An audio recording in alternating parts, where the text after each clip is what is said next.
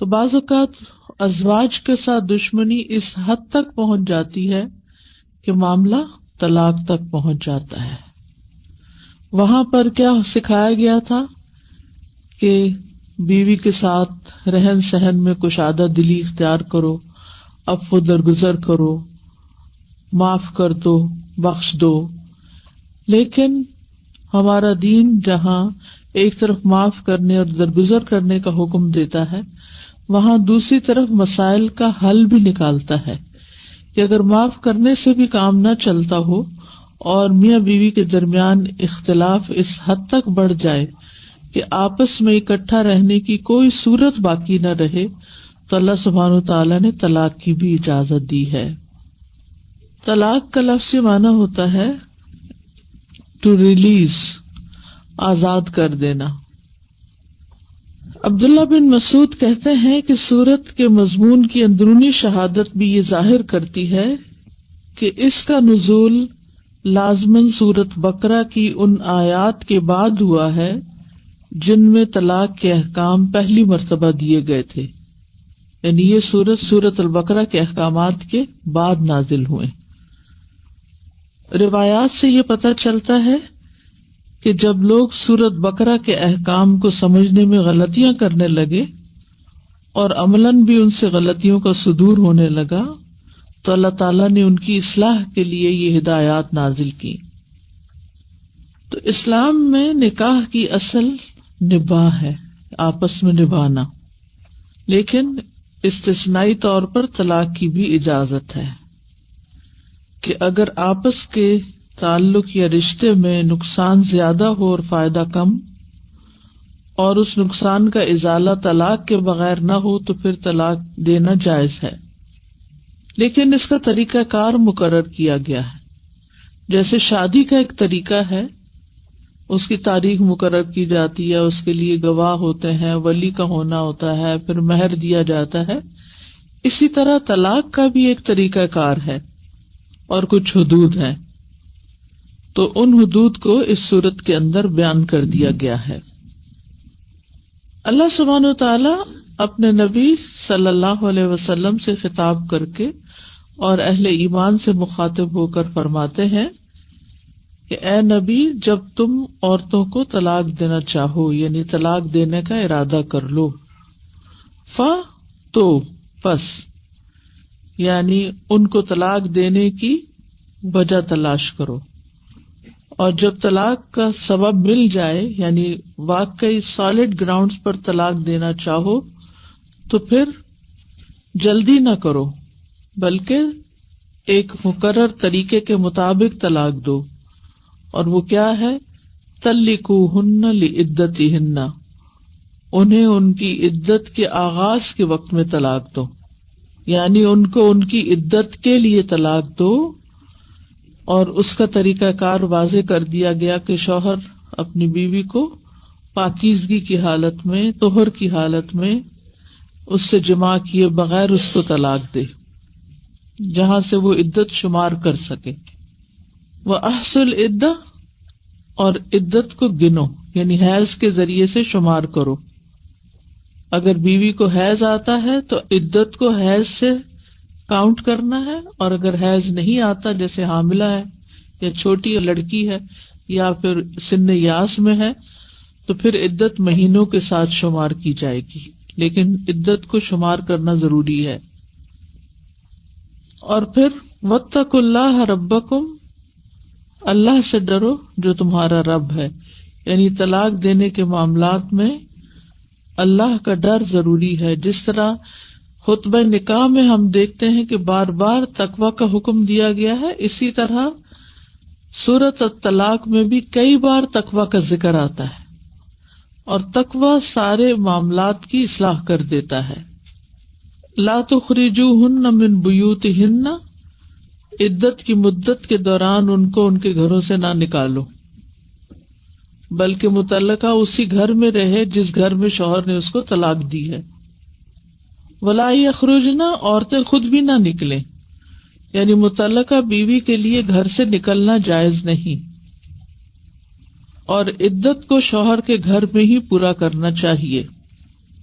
ولا یخرجنا، نہ خود نکلے، الا، ہاں استثنائی صورت ہے، ان یاتینا بفاحشۃ مبینہ، کہ وہ صریح بے حیائی کا ارتکاب کریں، اس صورت میں ان کو پھر گھر سے نکالا جا سکتا ہے، یعنی ان کے افعال یا اقوال میں کوئی فحش بات پائی جاتی ہو تو یہ گھر سے نکالنے کا سبب ہے، کیونکہ ایسی صورت میں گھر میں رہنا جو ہے وہ اذیت کا باعث ہوتا ہے۔ تلک حدود اللہ، یہ اللہ کی حدود ہیں جنہیں اللہ نے اپنے بندوں کے لیے مقرر کیا ہے، ان حدود کا التزام کرنا چاہیے۔ وَمَن يَتَعَدَّ حدود اللہ، اور جو اللہ کی حدود سے تجاوز کرے گا، یعنی اپنی مرضی کرے گا ان معاملات میں، فقد ظلم نفسہ، تو اس نے اپنے اوپر ہی ظلم کیا، یعنی ظلم کرنے کا نقصان انسان کو خود ہی ہوگا۔ کسی پہ ظلم کرنا دراصل اپنے اوپر ظلم کرنا ہے۔ لا تدری لعل اللہ یحدث بعد ذلک امرا، تم نہیں جانتے شاید اللہ اس کے بعد کوئی اور سبیل پیدا کر دے، یعنی اللہ سبحانہ و تعالی طلاق کے بعد شوہر اور بیوی دونوں کے لیے کوئی اور راستہ پیدا کر دے یا پھر رجوع کی صورت پیدا کر دے۔ فَإِذَا بَلَغْنَ أَجَلَهُنَّ، پھر جب وہ اپنی عدت کو پہنچ جائیں، فَأَمْسِكُوهُنَّ بِمَعْرُوفٍ، تو ان کو معروف طریقے سے روکو، یعنی تکلیف دینے کے لیے، نقصان پہنچانے کے لیے نہیں، بلکہ اچھے طریقے سے بسانے کے لیے۔ او فارقوہن بمعروف، یا پھر ان کو جدا کرو دستور کے مطابق، یعنی لڑائی جھگڑے کر کے اور ان کا مال چھین کے یا ان کو ذلیل کر کے نہیں نکالو۔ وَأَشْهِدُوا، اور گواہ بنا لو، یعنی طلاق اور رجوع پر، کس کو؟ ذوی عدل منکم، اپنے مسلمانوں میں سے 2 عادل مردوں کو، اور یہ مستحب ہے، لازم نہیں۔ وَأَقِیمُوا، اور اے گواہو ٹھیک ٹھیک ادا کرو، الشہادۃ، گواہی کو، للہ، اللہ کے لیے، یعنی کسی کمی بیشی کے بغیر گواہی اسی طرح ادا کرو جس طرح وہ حقیقت میں ہے۔ کسی کی محبت اور کسی کی عداوت انسان کو گواہی میں غلط بیانی کرنے پر آمادہ نہ کرے۔ ذالکم، یہ یعنی جو تمہارے سامنے احکام اور حدود بیان کیے جا رہے ہیں، یوعظ بہ من کان یؤمن باللہ والیوم الآخر، ان باتوں سے اس شخص کو نصیحت کی جاتی ہے جو اللہ اور آخرت پر ایمان رکھتا ہے۔ تو جو شخص اللہ اور یوم آخرت پر ایمان رکھتا ہے اس کے معاملات درست ہو جاتے ہیں، کیونکہ طلاق کا معاملہ ایسا ہے، یعنی ایک ٹراما ہے اور ایک زندگی کا مشکل ترین مرحلہ ہے، لیکن وَمَن يَتَّقِ اللَّهَ يَجْعَل لَّهُ مَخْرَجًا، جو اللہ کا تقوی اختیار کرے گا، اللہ سبحانہ تعالیٰ اس کے لیے کوئی نہ کوئی نکلنے کی مشکل سے، غم سے، دکھ سے، پریشانی سے، اس تکلیف سے نکلنے کی صورت پیدا کر دے گا۔ وَيَرْزُقُهُ مِنْ حَيْثُ لَا يَحْتَسِبُ، اور اس کو وہاں سے رزق عطا کرے گا جہاں سے اس کا وہم و گمان بھی نہ ہوگا۔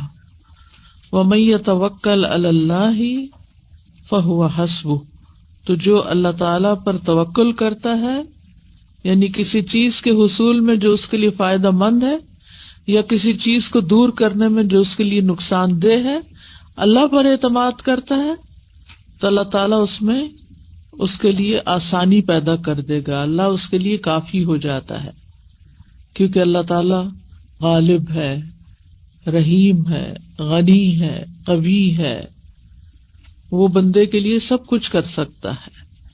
ان اللہ بالغ امرہ، بے شک اللہ اپنا کام پورا کر کے رہتا ہے، یعنی اس کی قضاء و قدر نافذ ہو کر رہتی ہے، اس کے ارادوں کو کوئی روکنے والا نہیں۔ قد جعل اللہ لکل شیء قدرا، اس نے ہر کام کے لیے، ہر چیز کے لیے ایک وقت اور مقدار مقرر کر رکھی ہے۔ یعنی ہر چیز کا ایک اندازہ مقرر کر رکھا ہے کہ کب تنگی ہوگی، کب تک آسانی ہوگی، یہ سب اس کو معلوم ہے. واللائی یئسن من المحیض من نسائکم، اور وہ عورتیں جو حیض سے مایوس ہو چکی ہوں، یعنی جنہیں پہلے حیض آتا تھا پھر بڑھاپے کی وجہ سے یا کسی بیماری کی وجہ سے حیض بند ہو گیا اور اب دوبارہ کبھی بھی آنے کی امید نہیں رہی، جیسے ہسٹیکٹری میں وغیرہ میں چاہے ینگ ہی ہو عورت پھر حیض ختم ہو جاتا ہے. تو ان ارتبتم، اگر تمہیں شک ہو، فعدتہن ثلاثۃ اشہر، تو ان کی عدت کی مدت 3 ماہ ہے، یعنی ہر حیض کے مقابلے میں 1 مہینہ مقرر کیا گیا ہے. واللائی لم یحضن، اور وہ چھوٹی لڑکیاں جن کو ابھی حیض آیا ہی نہیں یا بالغ بھی ہوں لیکن ان کو حیض نہیں آیا ابھی تک، تو وہ بھی انہی عورتوں کی طرح ہیں جو حیض سے مایوس ہو چکی ہیں، تو ان کی عدت بھی ویسی ہی ہوگی، یعنی 3 ماہ. تو 2 طرح کی عورتیں ہوئی، ایک وہ جن کو حیض آتا ہے اور ایک وہ جن کو حیض نہیں آتا، لیکن ان دونوں کی عدت جو ہے وہ، یعنی جن کو حیض نہیں آتا 3 ماہ ہوگی، الا یہ کہ وہ حامل ہو. حمل کی وجہ سے اگر حیض نہیں آتا تو اس کا حکم آگے بتا دیا گیا. وَأُولَاتُ الْأَحْمَالِ، اور حمل والیاں یعنی پریگننٹ عورتیں، اجلہن، ان کی مدت کیا ہے، مدت سے مراد یا عدت، ان یضعن حملہن، کہ وہ اپنا حمل وضع کر دیں، یعنی بچہ پیدا کر دیں، ایک بچہ یا زیادہ بچے ہیں پیٹ میں ان کو جنم دے دیں. اس صورت میں مہینوں کا اعتبار نہیں ہوگا، وہ 1 گھنٹے بعد بھی ہو سکتی ہے فارغ، اور 9 مہینے بھی لگ سکتے ہیں اس کو. وَمَن يَتَّقِ اللَّهَ يَجْعَل لَّهُ مِنْ أَمْرِهِ يُسْرًا، جو تقوی اختیار کرتا ہے اللہ تعالیٰ اس کے لیے سارے امور کو آسان کر دیتا ہے، مشکلات کو بھی حل کر دیتا ہے اس کے. ذالک امر اللہ انزلہ الیکم، یہ اللہ کا حکم ہے جس نے تمہاری طرف نازل کیا ہے. ومن یتق اللہ یکفر عنہ سیئاتہ ویعظم لہ اجرا، اور جو اللہ سے ڈرے گا اللہ اس سے اس کے گناہ دور کر دے گا اور اسے عظیم اجر عطا کر دے گا. پھر حکم دیا اسکنوہن من حیث سکنتم، ان کو وہاں پر ہی بساؤ، وہیں رکھو جہاں تم خود رہتے ہو. یہ کس کے لیے ہے؟ متعلقہ رجعیہ کے لیے، جس کو طلاق ہوئی اور وہ عدت گزار رہی ہے، کیونکہ شوہر پر ابھی تک ان کا سکنا اور نفقہ ہے. سکنا کہتے ہیں رہائش کو اور نفقہ کہتے ہیں کھانا پینا، ضروریات زندگی مہیا کرنا. من حیث سکنتم، جہاں تم خود رہتے ہو، من وجدکم، اپنی طاقت کے مطابق، اپنی وسعت کے مطابق، یعنی جو تمہارے پاس ہے اس کے مطابق. ولا تضاروہن لتضیقوا علیہن، اور اس دوران یعنی جب تم نے ان کو اپنے گھر میں رکھا ہوا ہی ہے تو ان کو ستاؤ نہیں، ٹھیک ہے، نہ اپنے قول سے نہ اپنے فعل سے، یعنی اس طرح نہ ستاؤ کہ وہ عدت پوری ہونے سے پہلے تنگ آ کے گھروں سے نکل جائیں. برائے نام رکھا ہوا بھی ہے اور تنگ کر کے ان کو نکالنے کے بھی طریقے سوچ رہے ہو، تو اس صورت میں پھر شوہر گھر سے نکالنے والے میں شمار ہوگا اور اللہ کی نافرمانی ہوگی، کیونکہ پیچھے اللہ تعالیٰ نے حکم دیا کہ ان کو لا تخرجوہن من بیوتہن. تو اس آیت میں اللہ تعالیٰ نے مطلقات کو گھروں سے نکالنے سے روکا ہے اور مطلقات کو بھی گھر سے نکلنے سے منع کیا ہے. وَإِن كُنَّ أُولَاتِ حَمْلٍ، اور اگر وہ صاحب حمل ہو، حمل والیاں ہو، تو پھر کیا کرو، فَأَنفِقُوا عَلَيْهِنَّ، ان پر خرچ کرو، نان نفقہ دو ان کو. کب تک؟ حَتَّى يَضَعْنَ حَمْلَهُنَّ، جب تک کہ وہ اپنا حمل وضع نہ کر دیں. فَإِنْ أَرْضَعْنَ لَكُمْ، پھر اگر وہ دودھ پلائے تمہارے لیے، فَآتُوهُنَّ أُجُورَهُنَّ، تو ان کی اجرت ان کو ادا کرو. ٹھیک ہے، بچہ جب تک پیدا نہ ہو، چاہے 6 مہینے لگے 8 مہینے لگے، تو عورت کی عدت تو ختم ہی نہیں ہوگی، اور وہ عدت کے دوران ہی اس کے اوپر شوہر کو اس کے علاج، معالجے، بچے کی پیدائش کا خرچہ، یہ سب کچھ شوہر ہی کو اٹھانا ہوگا. پھر اگر بچہ پیدا ہو گیا تو عدت تو ختم ہو گئی، لیکن اب بچے کو دودھ پلانا ہے، تو ایسی صورت میں پھر عورت کو اجرت دی جائے گی اس دودھ پلانے کی. یعنی وہ نفقہ نہیں، کیونکہ نفقہ تو اب ختم ہو گیا، نفقہ تو عدت ختم ہونے تک ہوتا ہے. اور اب کیا ہے، اب اس کی اجرت طے کی جائے گی. اور یہ کس طرح طے کی جائے گی؟ وَأَتَمِرُوا بَيْنَكُمْ بِمَعْرُوف، یعنی میاں بیوی ایک دوسرے کو معروف کا حکم دیں، آپس میں میوچل انڈرسٹینڈنگ کے ساتھ یہ چیزیں طے کریں، اور ایک دوسرے کو نیکی اور تقوی کا حکم دیں، نہ کہ ایک دوسرے کو ستانے کی باتیں کریں. اجرت کے معاملات میں آپس میں مشورہ کر لیں. اس کا مطلب کیا ہے کہ طلاق کے بعد بھی آپس میں اسلامی بھائی چارہ اور ایک انسانی تعلق باقی رہ سکتا ہے. بعض اوقات بچے ہوتے ہیں، ان کے معاملات طے کرنے پڑتے ہیں، تو ہمارے ماحول میں تو پھر بالکل ہی ایک قسم کی ایسی خلیج حال کر دی جاتی ہے کہ وہ ایک دوسرے کے لیے حرام ہو جاتے ہیں، دشمن ہو جاتے ہیں، اور بچے بےچارے پس جاتے ہیں. بچے جب شادی کی عمر کو پہنچتے ہیں تو اس وقت ان کو ماں باپ دونوں چاہیے ہوتے ہیں. تو بچوں کے معاملات ہوں، ان کو دودھ پلانے کا معاملہ ہو یا ان کی تعلیم کا ہو یا کوئی اور ہو، تو بچوں کے لیے تو دونوں ماں باپ ہی ہے نا. اگر وہ آپس میں ہسبینڈ وائف نہیں بھی تو آپس میں پھر ایک دوسرے کے ساتھ معروف طریقے سے معاملہ کریں.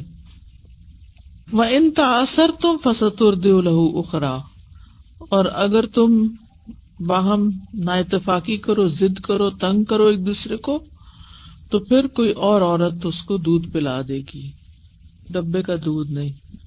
لِيُنْفِقْ ذُو سَعَةٍ مِّن سَعَتِهِ، اور پھر اس صورت میں بھی کیا ہے، وسعت والے کو اپنے وسعت کے مطابق خرچ کرنا چاہیے. یعنی دولت مند جیسی دولت ہے اس کے مطابق خرچ کرے.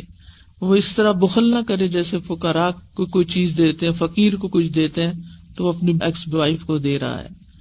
ومن قدر علیہ رزقہ، جس کا رزق نپا تلا ہے، تنگ دستی کا شکار ہے، فلینفق مما آتاہ اللہ، تو وہ اسی میں سے خرچ کرے جو اللہ نے اس کو دیا ہے، اس سے زیادہ کی اس کو تکلیف نہیں دی جائے گی.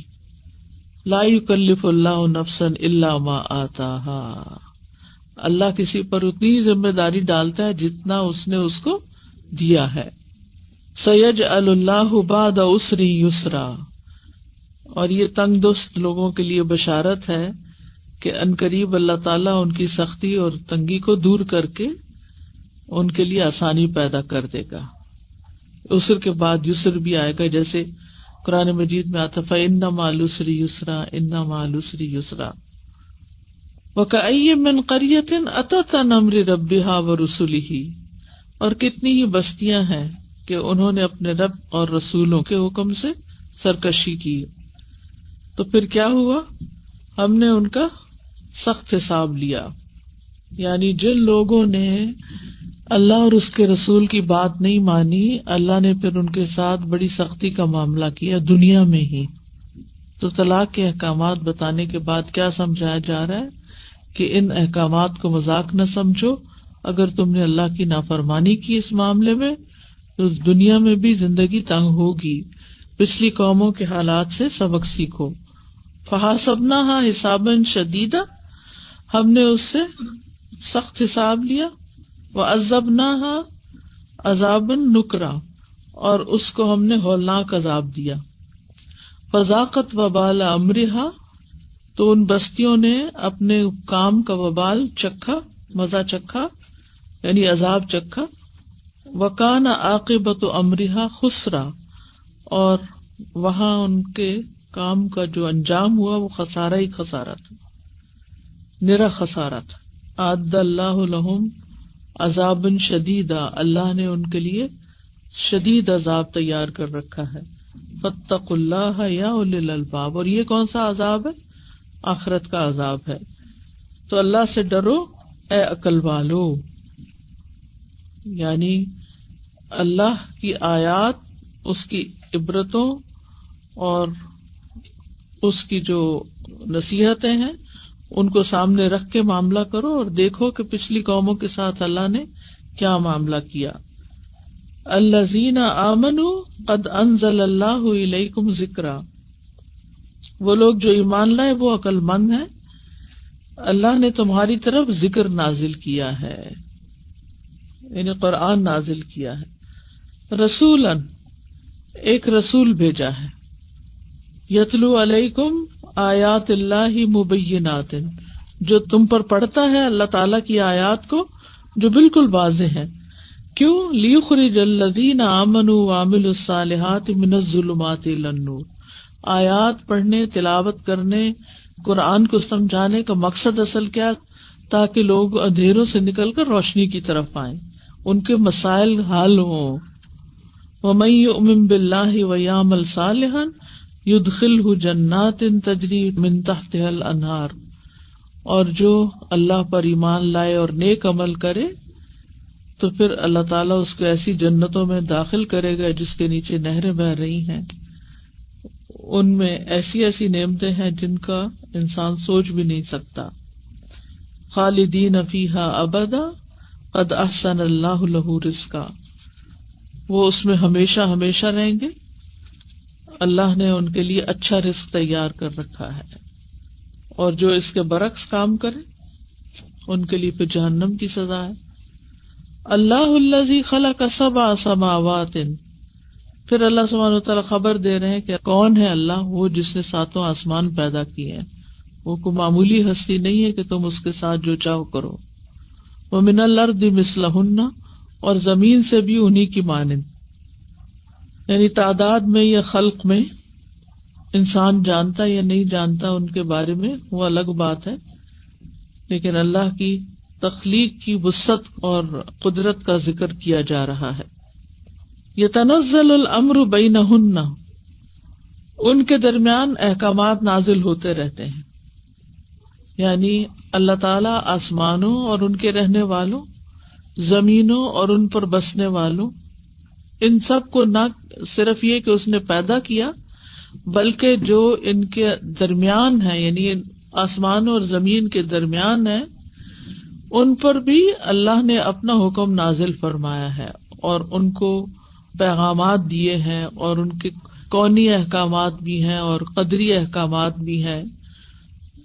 اور یہ کس لیے؟ لِتَعْلَمُوا، تاکہ تم جان لو، ان اللہ علی کل شیء قدیر، کہ اللہ ہر چیز پر قدرت رکھتا ہے، وَأَنَّ اللَّهَ قَدْ أَحَاطَ بِكُلِّ شَيْءٍ عِلْمًا، اور یہ کہ اللہ تعالیٰ نے ہر چیز کو علم کے ساتھ گھیر رکھا ہے، یعنی کوئی بھی چیز اللہ کے علم سے باہر نہیں. کے لیے ہے یا اشہد؟ کیونکہ اشہد تو حکم ہے، شہادت کے لیے بھی، شہادت بھی کیونکہ قرآن کی تفسیر جو ہے وہ نبی صلی اللہ علیہ وسلم کی سنت سے ہوتی ہے، تو اس سے ہمیں یہ بات پتہ چلتی ہے کہ یہ واجب نہیں. یعنی گواہ بنانا اچھا ہے اس موقع پر، لیکن اگر گواہ نہیں بھی ہے تو اس کا یہ مطلب نہیں کہ رجوع نہیں ہو سکتا یا طلاق نہیں ہو سکتی. دونوں چیزیں ہو جائیں گی، گواہوں کے بغیر بھی ہو جائیں گی. لیکن جب گواہ ہوتے ہیں تو پھر کسی قسم کی کوئی غلط فہمی نہیں رہتی، کوئی کنفیوژن باقی نہیں رہتی. السلام علیکم استاذہ، یہ جو پریگننٹ عورت ہوتی ہے ان کو اگر میاں نے طلاق دی تو آپ نے کہا کہ عدت میں وہاں رہنا ہے، تو وہ جتنے ٹائم عدت کا ہوتا ہے اس میں ایک دوسرے سے مطلب تفصیل ابھی آگے آئے گی انشاءاللہ تعالی. آپس میں ان کا کوئی ایسا ریلیشن نہیں ہو سکتا جو میاں بیوی کا ہوتا ہے کسی بھی قسم کا، حتیٰ کہ ایک دوسرے کو ٹچ بھی نہیں کریں گے، صرف وہ وہاں رہے گی اور وہ بھی وہاں رہے گا. اگر اس نے اس طرح یعنی دوبارہ اس سے عورت سے تعلق قائم کرنا چاہا تو وہ رجوع ہو جائے گا. کہ اگر معاف کرنے سے بھی کام نہ چلتا ہو اور میاں بیوی کے درمیان اختلاف اس حد تک بڑھ جائے کہ آپس میں اکٹھا رہنے کی کوئی صورت باقی نہ رہے، تو اللہ سبحانہ وتعالیٰ نے طلاق کی بھی اجازت دی ہے. طلاق کا لفظی معنی ہوتا ہے ٹو ریلیز، آزاد کر دینا. عبداللہ بن مسعود کہتے ہیں کہ سورت کے مضمون کی اندرونی شہادت بھی یہ ظاہر کرتی ہے کہ اس کا نزول لازماً سورت بقرہ کی ان آیات کے بعد ہوا ہے جن میں طلاق کے احکام پہلی مرتبہ دیے گئے تھے، یعنی یہ سورۃ البقرہ کے احکامات کے بعد نازل ہوئے۔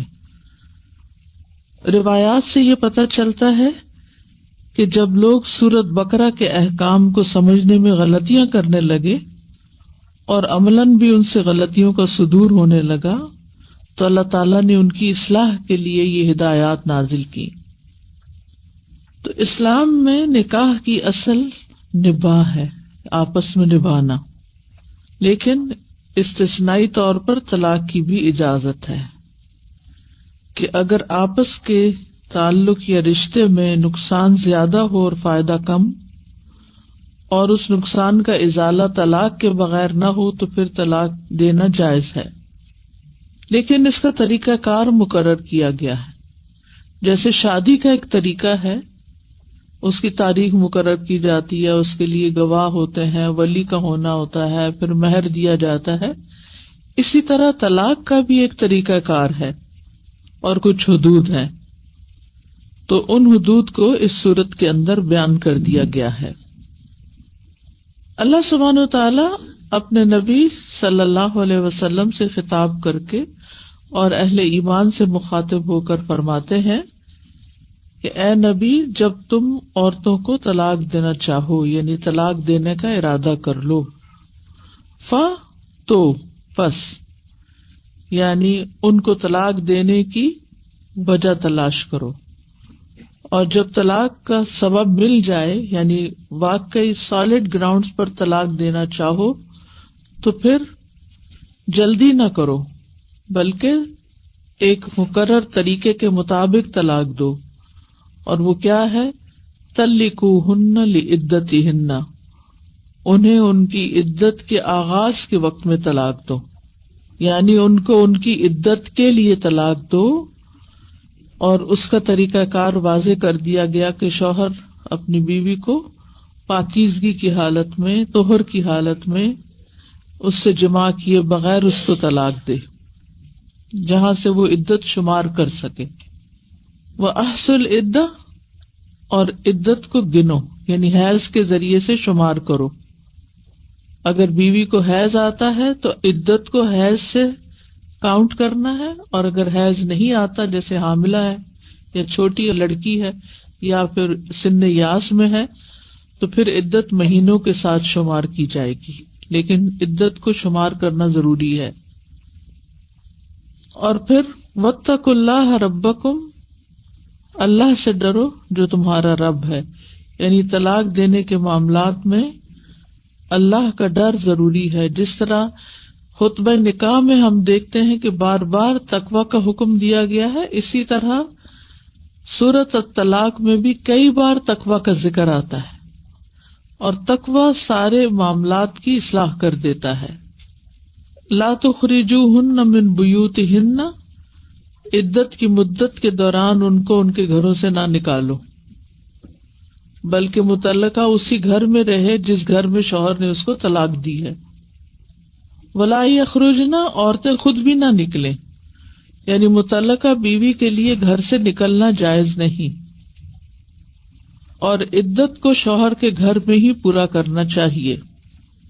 ولا یخرجن، نہ خود نکلے، الا، ہاں استثنائی صورت ہے، ان یاتین بفاحشۃ مبینہ، کہ وہ صریح بے حیائی کا ارتکاب کریں، اس صورت میں ان کو پھر گھر سے نکالا جا سکتا ہے، یعنی ان کے افعال یا اقوال میں کوئی فحش بات پائی جاتی ہو تو یہ گھر سے نکالنے کا سبب ہے، کیونکہ ایسی صورت میں گھر میں رہنا جو ہے وہ اذیت کا باعث ہوتا ہے۔ تلک حدود اللہ، یہ اللہ کی حدود ہیں جنہیں اللہ نے اپنے بندوں کے لیے مقرر کیا ہے، ان حدود کا التزام کرنا چاہیے۔ وَمَن يَتَعَدَّ حُدُودَ اللَّهِ، اور جو اللہ کی حدود سے تجاوز کرے گا، یعنی اپنی مرضی کرے گا ان معاملات میں، فَقَدْ ظَلَمَ نَفْسَهُ، تو اس نے اپنے اوپر ہی ظلم کیا، یعنی ظلم کرنے کا نقصان انسان کو خود ہی ہوگا۔ کسی پہ ظلم کرنا دراصل اپنے اوپر ظلم کرنا ہے۔ لا تدری لعل اللہ یحدث بعد ذلک امرا، تم نہیں جانتے شاید اللہ اس کے بعد کوئی اور سبیل پیدا کر دے. یعنی اللہ سبحانہ وتعالی طلاق کے بعد شوہر اور بیوی دونوں کے لیے کوئی اور راستہ پیدا کر دے یا پھر رجوع کی صورت پیدا کر دے. فَإِذَا بَلَغْنَ أَجَلَهُنَّ، پھر جب وہ اپنی عدت کو پہنچ جائیں، فَأَمْسِكُوهُنَّ بِمَعْرُوف، تو ان کو معروف طریقے سے روکو، یعنی تکلیف دینے کے لیے، نقصان پہنچانے کے لیے نہیں، بلکہ اچھے طریقے سے بسانے کے لیے. او فارقوہن بمعروف، یا پھر ان کو جدا کرو دستور کے مطابق، یعنی لڑائی جھگڑے کر کے اور ان کا مال چھین کے یا ان کو ذلیل کر کے نہیں نکالو. وَأَشْهِدُوا، اور گواہ بنا لو، یعنی طلاق اور رجوع پر. کس کو؟ ذوی عدل منکم، اپنے مسلمانوں میں سے 2 عادل مردوں کو، اور یہ مستحب ہے، لازم نہیں. وَأَقِیمُوا، اور اے گواہو ٹھیک ٹھیک ادا کرو، الشہادۃ، گواہی کو، للہ، اللہ کے لیے، یعنی کسی کمی بیشی کے بغیر. گواہی اسی طرح ادا کرو جس طرح وہ حقیقت میں ہے. کسی کی محبت اور کسی کی عداوت انسان کو گواہی میں غلط بیانی کرنے پر آمادہ نہ کرے. ذالکم، یہ یعنی جو تمہارے سامنے احکام اور حدود بیان کیے جا رہے ہیں، یوعظ بہ من کان یؤمن باللہ والیوم الآخر، ان باتوں سے اس شخص کو نصیحت کی جاتی ہے جو اللہ اور آخرت پر ایمان رکھتا ہے. تو جو شخص اللہ اور یوم آخرت پر ایمان رکھتا ہے اس کے معاملات درست ہو جاتے ہیں. کیونکہ طلاق کا معاملہ ایسا ہے، یعنی ایک ٹراما ہے اور ایک زندگی کا مشکل ترین مرحلہ ہے، لیکن وَمَن يَتَّقِ اللَّهَ يَجْعَل لَّهُ مَخْرَجًا، جو اللہ کا تقوی اختیار کرے گا، اللہ سبحانہ وتعالیٰ اس کے لیے کوئی نہ کوئی نکلنے کی مشکل سے، غم سے، دکھ سے، پریشانی سے، اس تکلیف سے نکلنے کی صورت پیدا کر دے گا. وَيَرْزُقُهُ مِنْ حَيْثُ لَا يَحْتَسِبُ، اور اس کو وہاں سے رزق عطا کرے گا جہاں سے اس کا وہم و گمان بھی نہ ہوگا.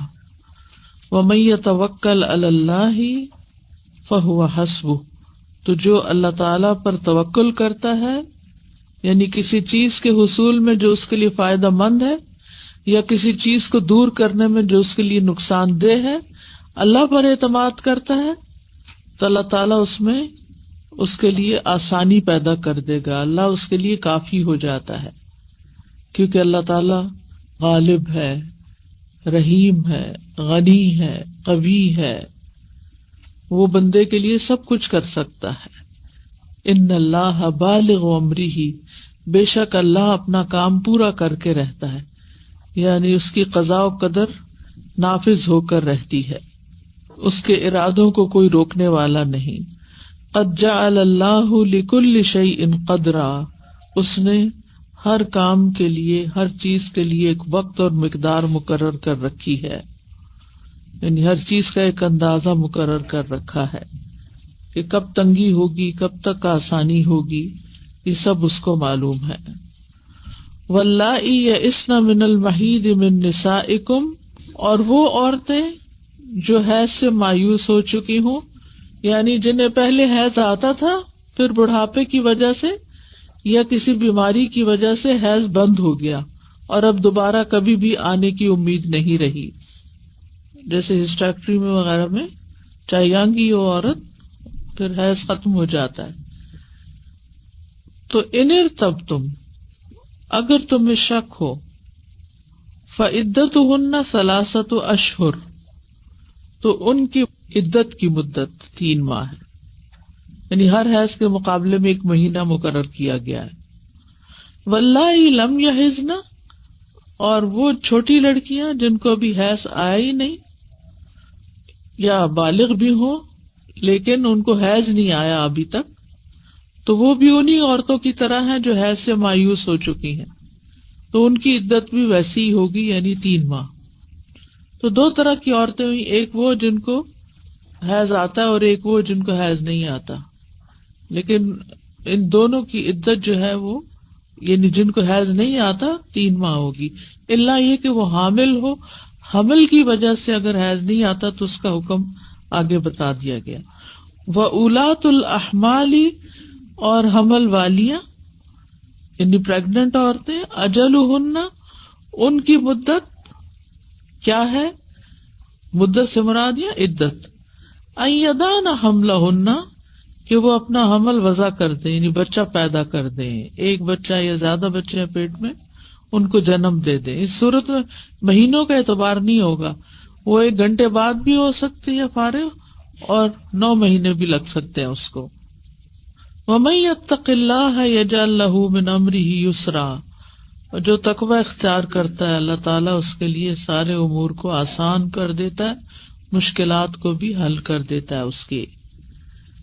ذالک امر اللہ انزلہ الیکم، یہ اللہ کا حکم ہے جس نے تمہاری طرف نازل کیا ہے. ومن یتق اللہ یکفر عنہ سیئاتہ ویعظم لہ اجرا، اور جو اللہ سے ڈرے گا اللہ اس سے اس کے گناہ دور کر دے گا اور اسے عظیم اجر عطا کر دے گا. پھر حکم دیا اسکنوہن من حیث سکنتم، ان کو وہاں پر ہی بساؤ، وہیں رکھو جہاں تم خود رہتے ہو.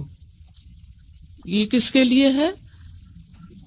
متعلقہ رجعیہ کے لیے، جس کو طلاق ہوئی اور وہ عدت گزار رہی ہے، کیونکہ شوہر پر ابھی تک ان کا سکنا اور نفقہ ہے. سکنا کہتے ہیں رہائش کو، اور نفقہ کہتے ہیں کھانا پینا، ضروریات زندگی مہیا کرنا. من حیث سکنتم، جہاں تم خود رہتے ہو، من وجدکم، اپنی طاقت کے مطابق، اپنی وسعت کے مطابق، یعنی جو تمہارے پاس ہے اس کے مطابق. ولا تضاروہن لتضیقوا علیہن، اور اس دوران یعنی جب تم نے ان کو اپنے گھر میں رکھا ہوا ہی ہے تو ان کو ستاؤ نہیں. ٹھیک ہے، نہ اپنے قول سے نہ اپنے فعل سے، یعنی اس طرح نہ ستاؤ کہ وہ عدت پوری ہونے سے پہلے تنگ آ کے گھروں سے نکل جائیں. برائے نام رکھا ہوا بھی ہے اور تنگ کر کے ان کو نکالنے کے بھی طریقے سوچ رہے ہو، تو اس صورت میں پھر شوہر گھر سے نکالنے والے میں شمار ہوگا اور اللہ کی نافرمانی ہوگی، کیونکہ پیچھے اللہ تعالیٰ نے حکم دیا کہ ان کو لا تخرجوہن من بیوتہن. تو اس آیت میں اللہ تعالیٰ نے مطلقات کو گھروں سے نکالنے سے روکا ہے اور مطلقات کو بھی گھر سے نکلنے سے منع کیا ہے. وَإِن كُنَّ أُولَاتِ حَمْلٍ، اور اگر وہ صاحب حمل ہو، حمل والیاں ہوں، تو پھر کیا کرو؟ فَأَنفِقُوا عَلَيْهِنَّ، ان پر خرچ کرو، نان نفقہ دو ان کو. کب تک؟ حَتَّى يَضَعْنَ حَمْلَهُنَّ، جب تک کہ وہ اپنا حمل وضع نہ کر دیں. فَإِنْ أَرْضَعْنَ لَكُمْ، پھر اگر وہ دودھ پلائے تمہارے لیے، فَآتُوهُنَّ أُجُورَهُنَّ، تو ان کی اجرت ان کو ادا کرو.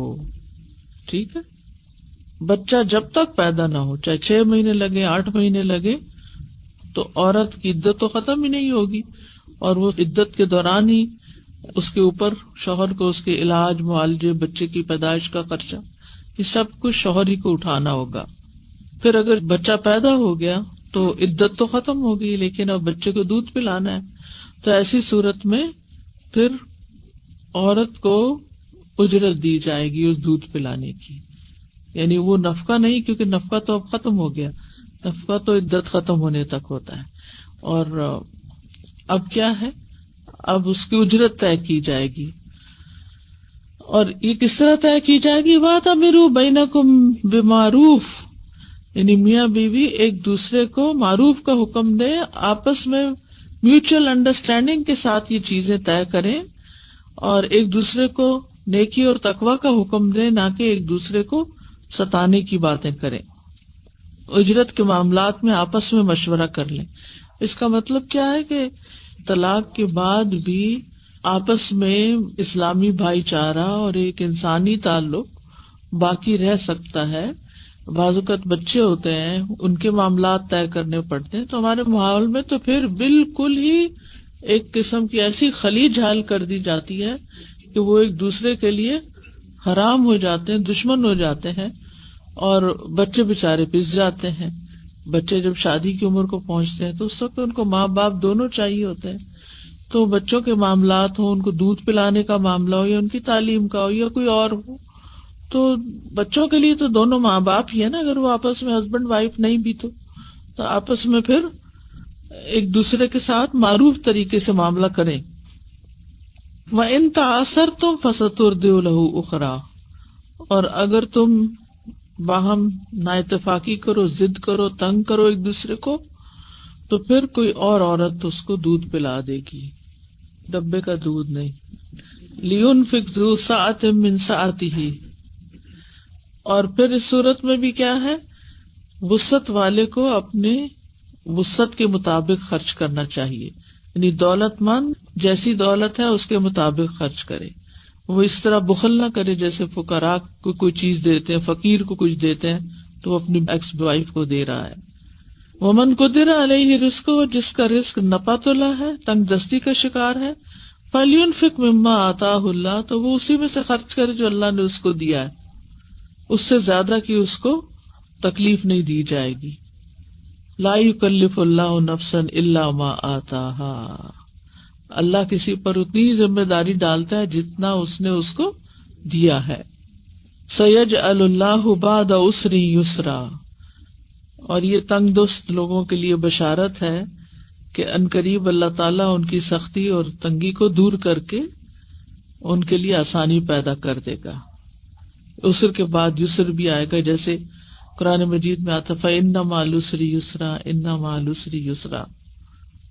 وَكَأَيٍّ مِّن قَرْيَةٍ أَتَتْ عَنْ أَمْرِ رَبِّهَا وَرُسُلِهِ، اور کتنی ہی بستیاں ہیں کہ انہوں نے اپنے رب اور رسولوں کے حکم سے سرکشی کی، تو پھر کیا ہوا، ہم نے ان کا سخت حساب لیا.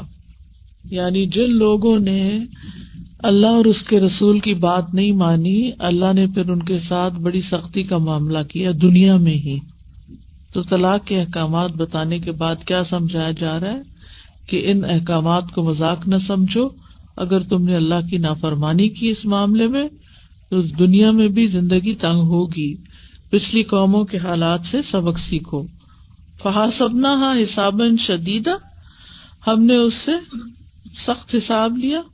وعذبناها عذابا نکرا، اور اس کو ہم نے ہولناک عذاب دیا. فذاقت وبال امرها، تو ان بستیوں نے اپنے کام کا وبال چکھا، مزہ چکھا، یعنی عذاب چکھا. وکان عاقبت امرها خسرا، اور وہاں ان کے کام کا جو انجام ہوا وہ خسارہ ہی خسارہ تھا، نرا خسارہ تھا. اعد اللہ لہم عذابا شدیدا، اللہ نے ان کے لیے شدید عذاب تیار کر رکھا ہے. فاتقوا اللہ یا اولی الالباب، اور یہ کون سا عذاب ہے؟ آخرت کا عذاب ہے. تو اللہ سے ڈرو اے عقل والو. یعنی اللہ کی آیات، اس کی عبرتوں اور اس کی جو نصیحتیں ہیں ان کو سامنے رکھ کے معاملہ کرو، اور دیکھو کہ پچھلی قوموں کے ساتھ اللہ نے کیا معاملہ کیا.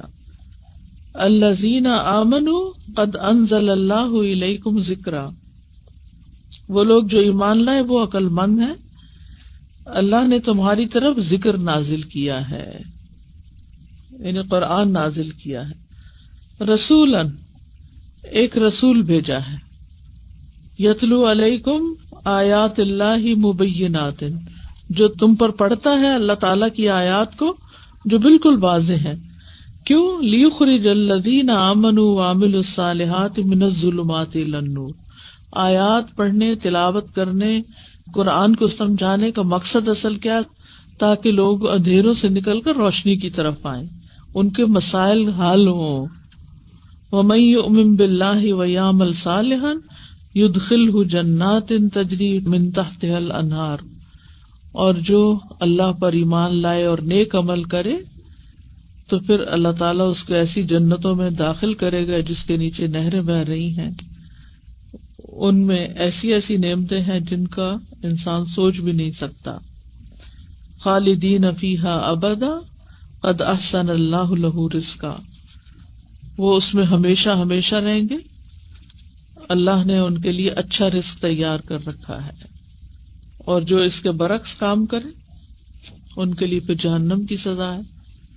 اللہ الذی خلق سبع سماوات, پھر اللہ سبحانہ وتعالیٰ خبر دے رہے ہیں کہ کون ہے اللہ, وہ جس نے 7 آسمان پیدا کیے ہیں. وہ کوئی معمولی ہستی نہیں ہے کہ تم اس کے ساتھ جو چاہو کرو. ومن الارض مثلہن, اور زمین سے بھی انہی کی مانند, یعنی تعداد میں یا خلق میں انسان جانتا یا نہیں جانتا ان کے بارے میں وہ الگ بات ہے, لیکن اللہ کی تخلیق کی وسعت اور قدرت کا ذکر کیا جا رہا ہے. یتنزل الامر بینہن, ان کے درمیان احکامات نازل ہوتے رہتے ہیں, یعنی اللہ تعالیٰ آسمانوں اور ان کے رہنے والوں, زمینوں اور ان پر بسنے والوں, ان سب کو نہ صرف یہ کہ اس نے پیدا کیا بلکہ جو ان کے درمیان ہے, یعنی آسمان اور زمین کے درمیان ہے, ان پر بھی اللہ نے اپنا حکم نازل فرمایا ہے اور ان کو پیغامات دیے ہیں, اور ان کے کونی احکامات بھی ہیں اور قدری احکامات بھی ہیں. اور یہ کس لیے؟ لِتَعْلَمُوا, تاکہ تم جان لو, ان اللہ علی کل شیء قدیر, کہ اللہ ہر چیز پر قدرت رکھتا ہے, وَأَنَّ اللَّهَ قَدْ أَحَاطَ بِكُلِّ شَيْءٍ عِلْمًا, اور یہ کہ اللہ تعالیٰ نے ہر چیز کو علم کے ساتھ گھیر رکھا ہے, یعنی کوئی بھی چیز اللہ کے علم سے باہر نہیں.